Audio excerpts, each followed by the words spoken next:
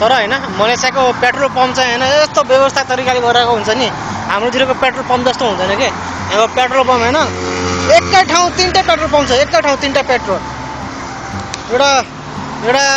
यो भएको हैन एउटा उ माथि छ रातो उ त्यो प्यानो लगाएको छ हैन उ माथि छ हैन म देखाइदिन्छु अहिले जुम गरेर त्यहाँ छ एउटा उ पारी छ पेट्रोल पम्प एकै ठाउँ तीनटा पेट्रोल पम्प त्यो पनि चलिरहेको छ यहाँ हुन त यहाँ कारहरू यति धेरै चल्छ नि हैन अब यहाँ पेट्रोल पम्प चलिरहेछ हाम्रो त्यो माथिको हैन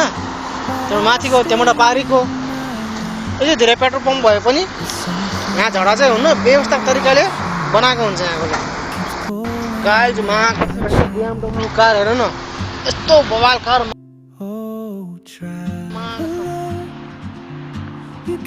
नाइस एक नम्बर कार BMW हो फेरि BMW मार्क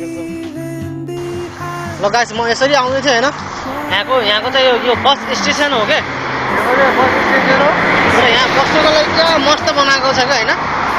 बस्नुको लागि मस्त हैन यहाँबाट मान्छे चाहिँ बस्नु छोड्दाखेरि यता नातियोस् भनेर यस्तो बनाएको क्या पानी पर्दा पनि यहाँ हैन कस्तो भनेको पानी नै छिर्दैन यहाँ त्यस्तो मजाको बनाएको छ बस स्ट्यान्ड तर त्यति महँगो खाले पनि हैन त्यति स्पाइसी वाला पनि छैन र टक्क मान्छे बस आयो पनि बस्ने खालको चाहिँ लाइटको बनाएको छ ठ्याक्क अब म जाँदैछु केटा हैन यो माथि आकाशी फुल के यो आकाशी फुल हाम्रो छ नि हाम्रो काठमाडौँ छ नि आकाशी फुल भनेर त्यो आकाशी फुल हो माइत जाक कराएर यो आकाशी फुल हैन यो आकाशी फुलमा चट्ट जाँदैछु म के हुन्छ काकहरू कराएर किन हो ओ